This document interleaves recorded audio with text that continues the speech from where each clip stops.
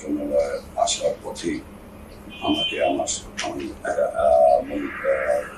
আমি একটি সংগঠন করি, সেটা হলো বাংলাদেশ আওয়ামী লীগ।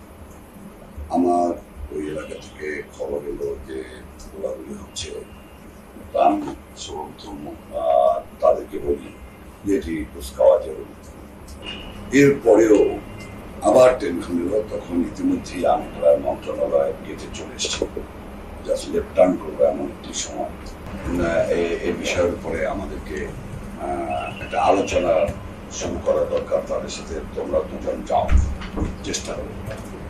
একটা পর্যায়ে আমরা দেখতেছিলাম যে গোলাগুলির শব্দ এবং ওদের ভেতর থেকেও মাইক চলছিল, আমাদের কানে আসছিল। আমার কাছে মনে হয়েছিল যে হ্যান্ড মাইকের শব্দ মিলান হয়ে গেছে, কেন আমরা অনেক দূরে।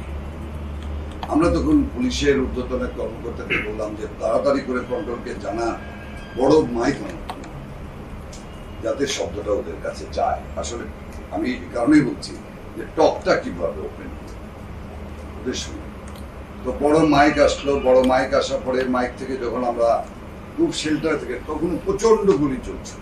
আমরা শেল্টার থেকে আমরা মাথাটা বের করে আমরা মাইকে অ্যানাউন্স করছি, মির্জাতুল সাহেব অ্যানাউন্স করছে যে বিডিআরের সদস্যরা আপনাদেরকে আলোচনায় আসতেই হবে, নতুবা আলোচনায় আসতে হবে। আমাদের টেলিফোন নাম্বার 777, এই নাম্বারে আপনারা আমাদের সঙ্গে যোগাযোগ করেন। ওরা ভিতর থেকে যা তা গালাগালি করছে, আর মনে হচ্ছিল মাইকে যখন আমরা বলছি ওরা উত্তেজিত হয়ে ওরা প্রচন্ড গোলাগুলির সংখ্যা আরো বাড়িয়ে দিচ্ছে। তারপর আমরা হাল ছাড়িনি, ওরা অনেক কথা বলেছে, সেনাবাহিনী ধ্বংস করে দেবে, এই করবে, ঢাকা শহর উড়িয়ে দেব। সেনাবাহিনী আগে উল্টো করেন, তারপরে আলোচনায় আসেন। আমরা বললাম সেনাবাহিনী তো আপনাদের কাছাকাছি নাই, সেনাবাহিনী তো শান্তি শৃঙ্খলার জন্য এখান থেকে কত ঘটনা করতে পারে, তার জন্য সেনাবাহিনী শান্তি শৃঙ্খলার জন্য দূরে দূরে অবস্থান করছে, ইত্যাদি ইত্যাদি। আমরা যখন পতাকাটা উঠালাম, তারপরে ওদেরকে অনুরোধ করলাম যে আপনারা আলোচনায় আসেন, আমরা আলোচনায় বসতে চাই, আপনাদের কি সমস্যা আছে, কি আমাদেরকে বলতে হবে আপনাদের। আমরা তখন দুপা আগাচ্ছি, হঠাৎ আবার গুলি হওয়ার পরে সে এবং আমি দুজনে আমরা সরে গেলাম। টিভির পর্দার পরে আমরা শুনলাম যে এটি নাকি দেখা গিয়েছে। দাঁড়ায় থাকা যে তার কথা বিশ্বাস করে আমরা পরে আগাইলাম, সেই ইশারা দিতে আপনারা আসেন, কোনো অসুবিধা নেই, আসেন। তা আমরা বললাম যে এইটা নিয়ম না, আলোচনার নিয়ম এটা না, আপনাদেরকে রাস্তা খালি আছে, আপনাদেরকে অর্ধেক রাস্তা আসতে হবে, আমরা অর্ধেক রাস্তা, আপনাদেরকে সাদা পতাকা নিয়ে বেরোতে হবে, আমরাও সাদা পতাকা নিয়ে আগাবো, মাঝখানে আপনাদের সঙ্গে আমাদের কথা হবে, আমরা আপনাদের পিলখানে ঢুকবো না। কারণ আমাদের ভিতরে আমরা রাজনীতি করি, আমাদের মধ্যে একটি আতঙ্ক ছিল যে আমাদেরকে হয়তো ওরা জিম্মি করে ফেলতে পারে। একটা বিভ্রান্তি আগে পরিষ্কার করে যে বারে বারে আমরা বিডিআরের ভিতরে যে গেছি, এখানে আমাদের ভিতরে যাওয়ার আমি এটা পয়েন্ট আউট করছি। এই যে আপনারা বলেছেন যে কয়েকবার আপনারা যাতায়াত করেছেন, আমি পয়েন্ট আউট করেছি এই কথাটা। এটা নিয়ে কিন্তু আসলে বিভ্রান্তি আছে যে আমরা বোধহয় বারে বারে যতবার আমরা গেটে গিয়েছি, মনে হচ্ছে গেটটা এমন ভাবেই করা, দূর থেকে অনেক দূরে তো সাংবাদিক দর্শক শ্রোতারা ছিল, ওনারা মনে করেছেন যে আমরা ভিতরে গিয়েছি। সরি টু সে যে আমরা কিন্তু আসলে ভিতরে যাইনি কখনো।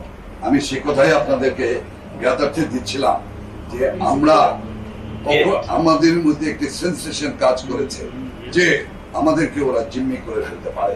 আমাদের দুজনকে যদি ওরা জিম্মি করে ফেলে, তাহলে ওদের জন্য ওদের যে বিষয়, ওদের যে ধ্যান ধারণা বা যে নিয়ে ওরা এই কাজটা করছে, তা ওদের জন্য আরো সহজ হতে পারে।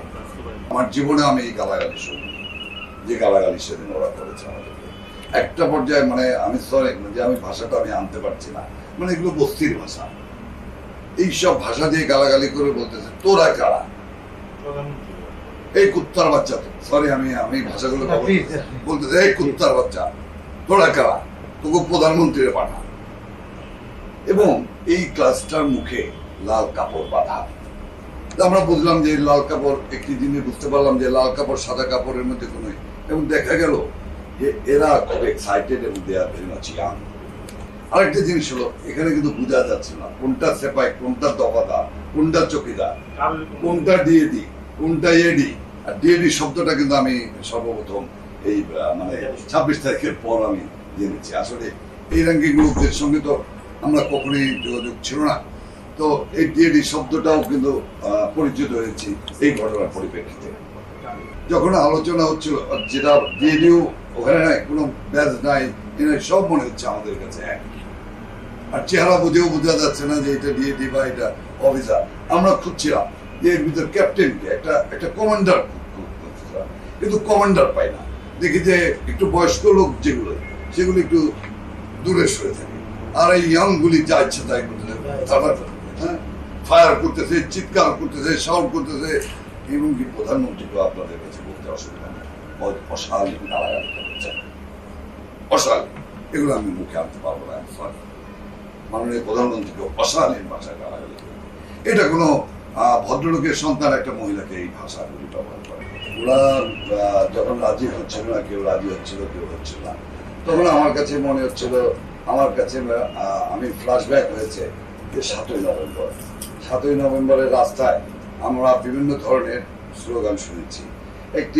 একটি বহর যাচ্ছে কর্নেল তাহেরের পক্ষে স্লোগান দিয়ে, আরেকটি বহর যাচ্ছে জিয়া সাহেবের পক্ষে স্লোগান দিয়ে। আমরা দেখেছি বিভিন্ন ধরনের bifurcation of the army, within the army. আমরা দেখছি যে এই বহর যাচ্ছে জিয়া জিয়া জিয়া জিয়া করে, আরেকজন যাচ্ছে কর্নেল তাহের, হ্যাঁ, এইভাবে। তো আমার কাছে মনে হচ্ছে যে ওই জায়গাটায় আসলে 2-3টা ধারা আছে। আমরা খুব সাহস পাচ্ছিলাম না। একটা পর্যায়ে তাদেরকে বললাম যে আপনাদেরকে গুলি বন্ধ করতে হবে, গোলাগুলি বন্ধ করতে হবে। তো তাই না, আলোচনায় যাওয়ার আগে আপনাদেরকে গোলাগুলি বন্ধ করতে হবে। ওরা বারবার দাবি করছিল প্রধানমন্ত্রীকে আসতে হবে আলোচনা, আমরা কেন যাবো? মানে তাদের যে হুঙ্কার গুলি এইভাবে না, কথাবার্তা গুলি যেভাবে বলছিল, মানে প্রধানমন্ত্রীকে আসতে আসতে আসতে হবে, আমরা কেন যাবো আলোচনা? এই আমরা খুব ধীর স্থির ভাবে যত কিছুই ওরা গালাগালি করছে, আমরা আস্তে আস্তে আস্তে আস্তে আস্তে একটা পর্যায়ে ওরা যখন রাজি হলো, ওরা একটা টিম করে দিল, তাই না? ওরা বললো যে একটা টিম, আপনার একটা প্রতিনিধিত্ব করে চলেন আপনারা আলোচনায়। আমরা এমন ভাবে আমাদের ভয় কাজ করছিল যে মানে যদি একটা সিভিল লোক দেখে, তাহলে ওরা যদি ভেবে বসে যে সেনাবাহিনীর লোক, তাহলে কিনা আমাদেরকে ফায়ার করবে। এরকম ওদের মধ্যে একটা এন্টি সেনাবাহিনী, একটা আর্মি, একটা সেন্টিমেন্ট কাজ করতেছিল। আমরা ওটাকে প্রাধান্য দিয়ে পরিস্থিতি কুল ডাউন করার জন্য আমরা ওনাদেরকে ওই জায়গাটা নিয়ে, ওনারা আমাদেরকে একটা পর্যায় পর্যন্ত পৌঁছে দেওয়া, ওনারা আবার ব্যাক করেছে, বা ওই ফুটপাতে ওনারা বসেছেন। অনেকবার দেখেছি যে খালিদ মোহাম্মদ। এবং একটি বিষয় সেটি হলো যে ওরা প্রথম থেকে যখন আমরা আলোচনা করছিলাম, আমি ওই সময় ওদের দাবিগুলো আমি লিখছিলাম, তোমাদের দাবি কি, আপনাদের দাবি কি। ওরা যে বিষয়গুলি বলছিল সেটা হলো সকল শহীদদের সাধারণ করতে হবে, তদন্ত বা শাস্তিমূলক ব্যবস্থা গ্রহণ করা হবে না, সকল সেনাবাহিনীকে ফেরত দিতে হবে। সেনাবাহিনী বলতে কিন্তু ওরা বোঝাচ্ছে বিডিআরে ইন সার্ভিস যারা অন ডেপুটেশন, তাদেরকে সেনাবাহিনীতে ব্যাক করাতে হবে এবং বিডিআর এর নিজস্ব অফিসার দিতে হবে। 5, পুলিশের সুযোগ সুবিধা দিতে হবে। 6, জাতিসংঘ মিশনে তাদের যাওয়ার ব্যবস্থা করতে হবে, লাইক আর্মি অ্যান্ড পুলিশ। 100% ভাগ পারিবারিক রেশন ব্যবস্থা করতে হবে। তা আমরা এই জায়গাটা এসে আমি বললাম যে কি বলতেছেন, এটা তো গতকাল প্রধানমন্ত্রী দিয়ে গেছে, প্রধানমন্ত্রী তো এটা ঘোষণা দিয়েছে, আবার এ দাবি কেন আনতেছেন আপনারা? এটা তো বলেই দিয়ে গেছে। সকল বাহিনীর ন্যায় বেতন ও সুযোগ সুবিধা দিতে হবে। সীমান্তে কি, এটা আমি বুঝতে পারলাম না, সীমান্ত ওরা কি বলে, এটাকে ইন্ডিয়াস না কি জানি বলে, টার্মটা বুঝতে পারিনি। যেখানে ওই একটা কিছু লেখা রাখছি যে সীমান্ত ভাতা, কি ইন্ডিয়াস নাকি ওই অফিসিয়াল টার্মসটা। আরেকটা হলো সীমান্ত পাহারা তারা দেয়। একটু আমি এখানে বলি, ওরা সবসময় একটা জিনিস বলে আসছিল, পাহারা দেই আমরা, যুদ্ধ করি ভারতের সঙ্গে আমরা, উন্নত পয়সা অর্ডার দেয়। ইত্যাদি ইত্যাদি, মানে ওই যে এনটি আর্মি অফিসার যে সেন্টিমেন্টটা ওইখান থেকে বলতেছিল আমাদের ভাতা দিতে হবে, আমাদের গাড়ি দিতে হবে, আমাদের গাড়ি নাই, আমরা পাহারা দিই, আমরা দেশ রক্ষা করি, এইসব অনেক কথাবার্তাগুলি ওরা বলছিল। সেইখানে এসে ওরা বলতেছিল যে সীমান্ত পাহারার জন্য যথেষ্ট পরিমাণ গাড়ি দিতে হবে। আরেকটি বিষয় বলেছে, সেটি হলো বিডিআর স্কুল অ্যান্ড কলেজ, এখানে আমাদের ছেলে মেয়েরা পড়তে পারে না, আমাদের ছেলে মেয়েদেরকে পড়ার সুযোগ দিতে হবে, আমাদের ছেলে মেয়েরা পড়ে বাইরে, আর আমরা ওইসব পাহারা দিই ইত্যাদি ইত্যাদি, এইসব সেন্টিমেন্টাল ল্যাঙ্গুয়েজ। আর একটা হলো বেতন বৈষম্য দূর করতে হবে। এই বিষয়গুলি মূলত ওরা অন্য বলছিলেন, বা ওরা বলছিল বারবার, এই দাবিগুলো নিয়ে আসছিল বারবার, এই কথাগুলো। যারা তারা কোনো চিন্তা করবেন, সব আমাদের এই জিম্মি, আমরা সবাইকে আটকে রাখছি। ভাবছেন আপনারা যে আর্মি দিয়ে ইয়ে করবেন? আমরা এই অফিসারদেরকে সামনে দেবো, ট্যাঙ্কের সামনে দেবো, অফিসারদের ফ্যামিলিও আমরা সব রেখে দিচ্ছি জিম্মি। আমরা অফিসারদের কি বউ বাচ্চা, শব্দটা ছিল বউ বাচ্চা, আমরা ট্যাঙ্কের সামনে দেবো। তারপরে আমরা ধ্বংস হয়ে যাব। আমরা জানি আমরা আমাদেরকে মেরে ফেলবে, কিন্তু আমরা এখান থেকে আমরা কি বলবো শব্দটা আর এটা কি আমি জানি না, মানে অস্ত্র নাম এটা বললো যে আমাদের যে রেঞ্জ আছে, আমরা বিশ্ববিদ্যালয় আপ টু সচিবালয় পর্যন্ত আমরা উড়াই দেবো আমাদের উপর অ্যাটাক করলে। এই শব্দটা কিন্তু ব্যবহার করেছে ওরা, যে আমাদের কাছে এমন অস্ত্র আছে যে বিশ্ববিদ্যালয় থেকে শুরু করে আমরা সচিবালয় পর্যন্ত আমরা উড়িয়ে দেবো।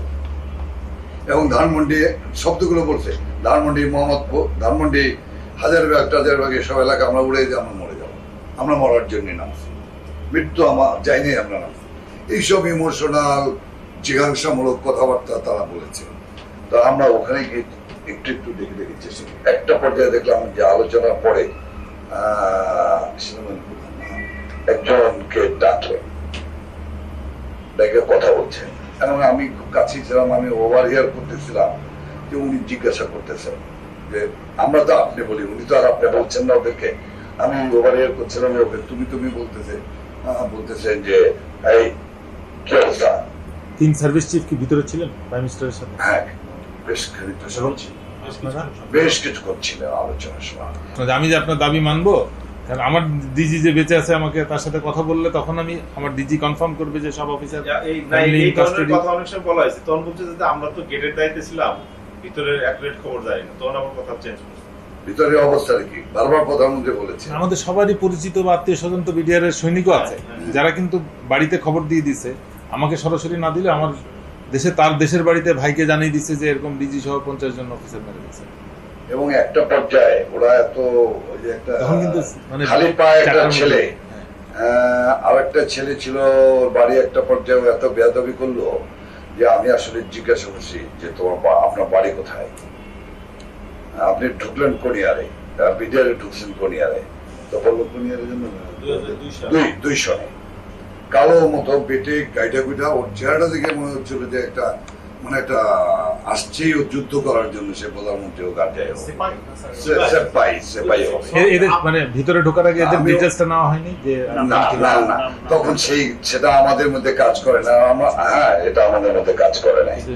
3 অথবা 4 এই মুহূর্তে আমার মেমোরিতে কাজ করে, 3 অথবা 4 জন ছিলেন ভিতরে দাঁড়ানো। তারা কিন্তু যতই বলছে ওরা সবাই চলে গেছে, কিন্তু ওরা ওরা ধারায় দাঁড়িয়েছিল। আমরা বলছি যে সেনাবাহিনীর লোক ঢুকবে, মাননীয় প্রধানমন্ত্রীর তরফ থেকে বলা হচ্ছে সেনাবাহিনীর লোক যাবে, তাদের কাছে সারেন্ডার করবে এবং পুলিশ আইজিবি সঙ্গে থাকবে, কিন্তু ওরা এটা মানতে রাজি না। ওদের কথা ছিল যে না আর্মি, এই যে আমি যেটা গোড়া থেকে শুরু থেকে আপনাদেরকে বলছিলাম যে একটা বিষয় প্রাধান্য দিচ্ছিলাম যে এনটি আর্মি একটা মানে ওদের ভিতরে একটা ব্যাপার ছিল সবসময়। ওরা পট করে প্রস্তাব দিয়ে বসলো যে পুলিশের কাছে আমরা সারেন্ডার করবো, কিন্তু আর্মির কাছে আমরা সারেন্ডার করবো না।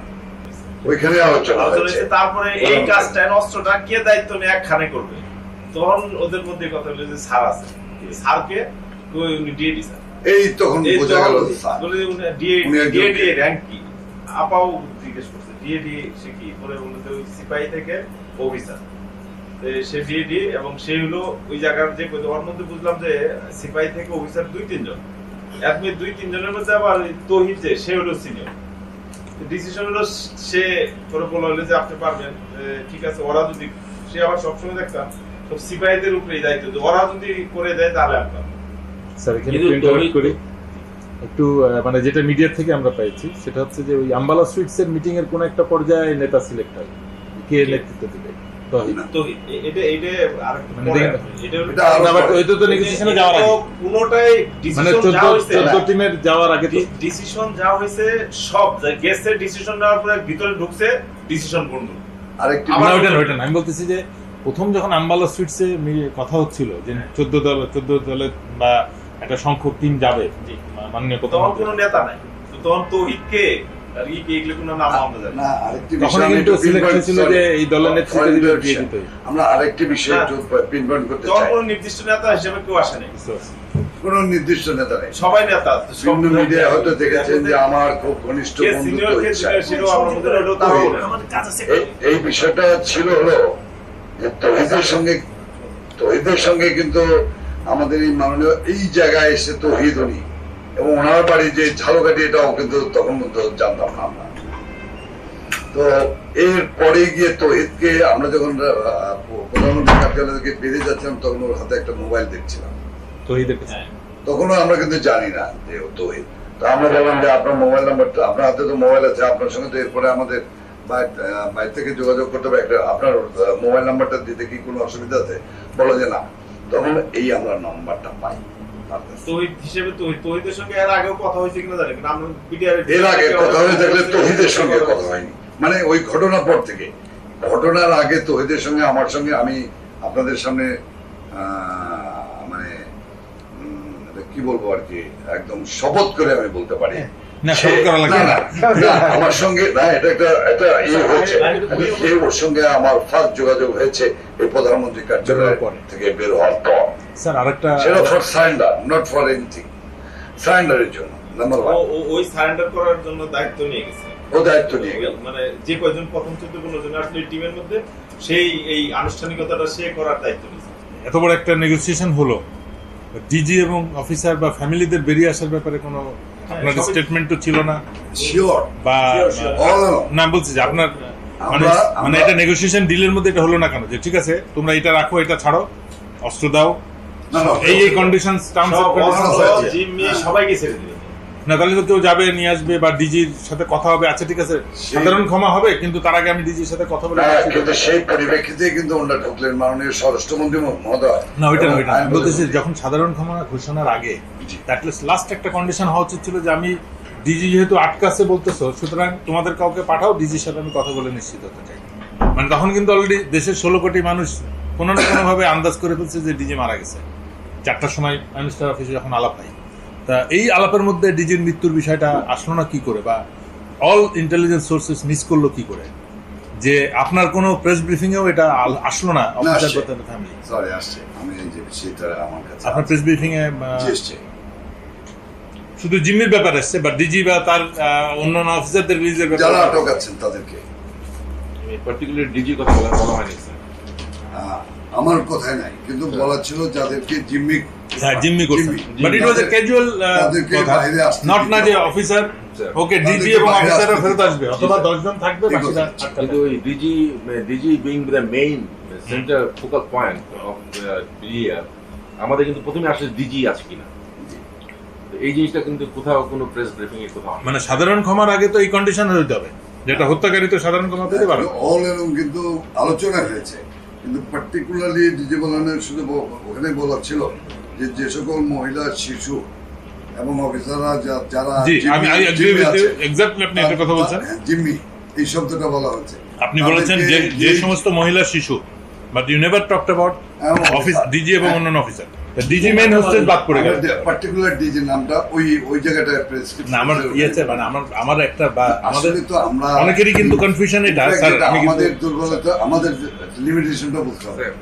আমরাও কিন্তু সিভিল না, কিন্তু এই যে মিডিয়াতে বা যেখানেই হোক প্রথমেই কিন্তু সব জায়গায় লেখা আছে ডিজি সহ অন্যান্য অফিসার মারা গেছে, প্রথমে কিন্তু এই কথা লেখা আছে, তাই সবারই স্ট্রাইক করছে ডিজি। তো তো ওইখানে নেগোসিয়েশনে ফার্স্টলি কথা আসার কথা কিন্তু ডিজির কথা, অন্য অফিসে কি আছে কিন্তু আমরা কেউ জানি, but DG is there, general শাকিলকে সবাই চিনেছেন। ফ্যামিলি বলতে ডিজির পরিবার এবং বাকিদের আসার কথা। ইনফ্যাক্ট যেটা আমরা কিন্তু ওখানে ডিজি সবসময় ওরা কিন্তু ওদেরকে জিজ্ঞাসা করায়, ওরা সবসময় বলে গেছে না, বাট আমি বলছি নেগোসিয়েশন, সাধারণ ক্ষমার আগের কন্ডিশনটা হওয়া উচিত ছিল যে আমরা ডিজির সাথে অ্যাটলিস্ট কথা বলবো, তারপরে সাধারণ ক্ষমাটা ঘোষণা করবো।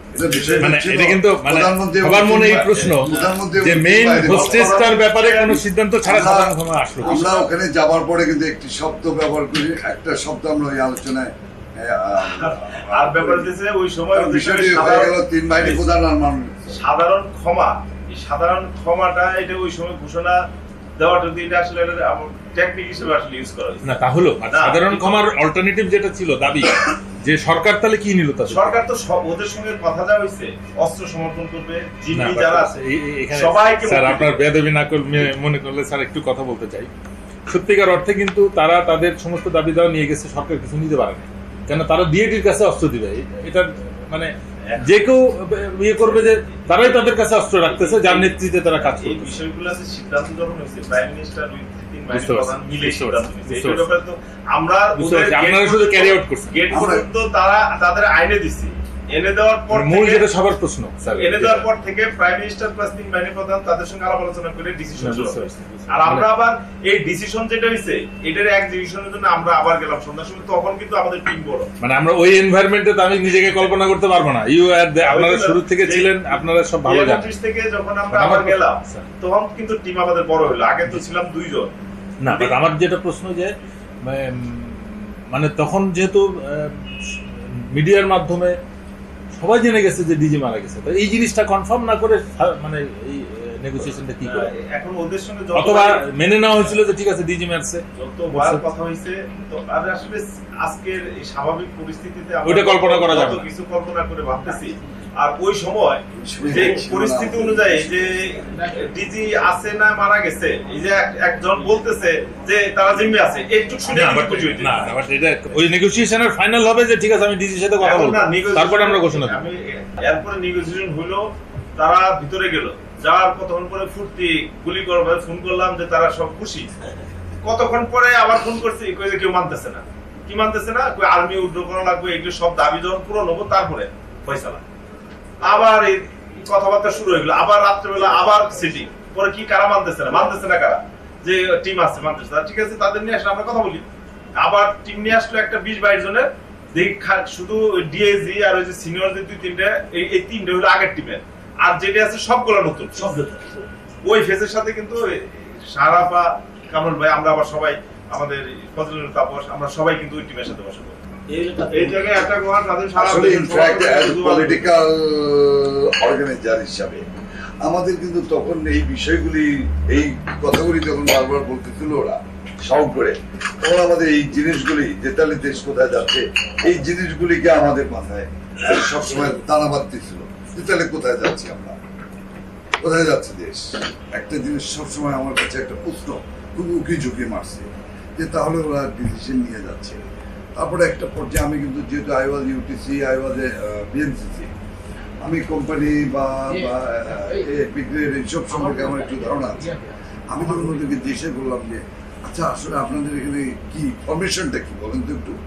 একজনকে জিজ্ঞাসা করলাম আপনাদের ফরমেশনটা কি এখানে, আসলে তো আমরা জানি না। আমার জীবনে এই প্রথম আমি মিডিয়ারের ভিতরে গিয়েছি, মাঝখানে 2-1বার গিয়েছি মন্ত্রী হওয়ার পরে।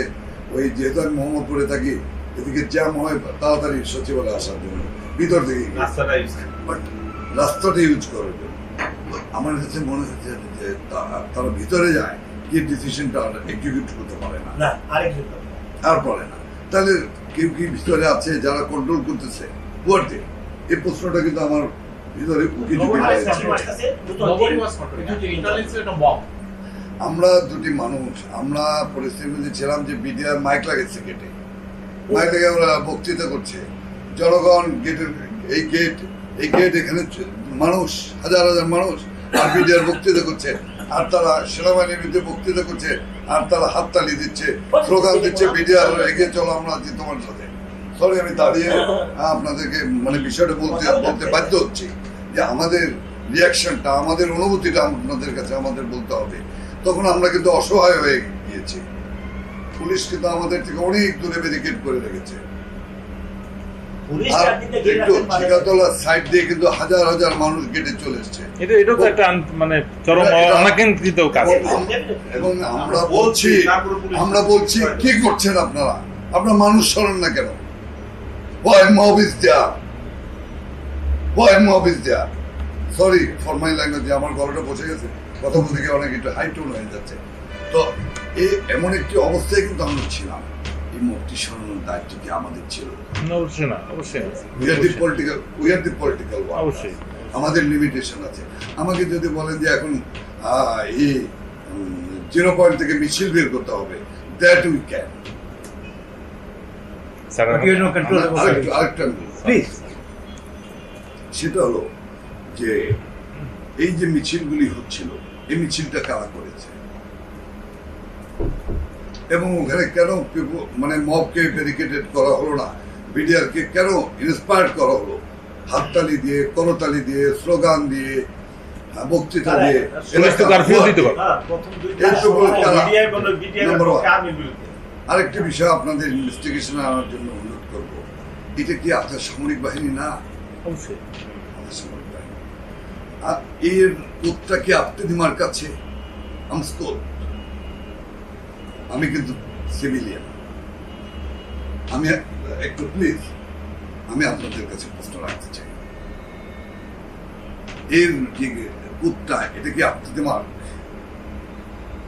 যে আর্মস আমি দেখেছি, যে আর্মস যে অ্যামিনিশন আমি দেখেছি, আপনি জিজ্ঞাসা করলে জানতে পারবেন। Additional DG RAB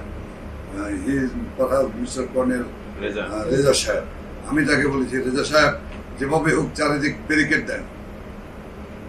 even police যখন রাতে পুলিশকে যখন আমরা 26 তারিখ রেখে আছি, আমি রেজা সাহেবকে বললাম, রেজা সাহেব পুলিশ রেখে গেলাম, সরি এখানে পুলিশের কেউ থাকলে আমি কোনো ডিভিশন করছি না বা অবিশ্বাসের বিষয়টা বলছি না, আমি বলছিলাম এমন ভাবে আর্মসগুলো পড়ে আছে, গ্রেনেড পড়ে আছে। আমি বললাম যে পাশাপাশি আপনাদের লোক দেন, ডুয়েল থাকুক, এই আর্মস কিন্তু হিসাব নাই, এই গ্রেনেডের কোনো হিসাব নাই, এই গ্রেনেড কিন্তু বাইরে চলে যাবে, এরপরে আমাদের উপর মারবে। এটা কিন্তু এটা হলো আমাদের অনুভূতির কথা আমি বলছি, এটার ভিতরে যুক্তি না থাকতে পারে, এটার ভিতরে আইনগত কোনো ব্যাপার না থাকতে পারে, কিন্তু আমাদের অনুভূতি থেকে এই কথাগুলো আমরা বলেছি।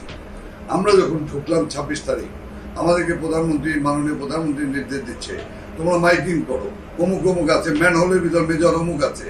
আমরা অ্যানাউন্স করছি, একটু মেজর মন্ডি সাহেব আপনি ম্যান হোলের ভিতরে চুঙ্গা ঢুকাই দিয়া মাইকে, আমি অমুক বলছি, অমুক বলছি, আপনি বেরিয়ে আসেন, এখন পিলখানা সম্পূর্ণ আমাদের নিয়ন্ত্রণে, আপনার কোনো ভয়ের কারণ নাই।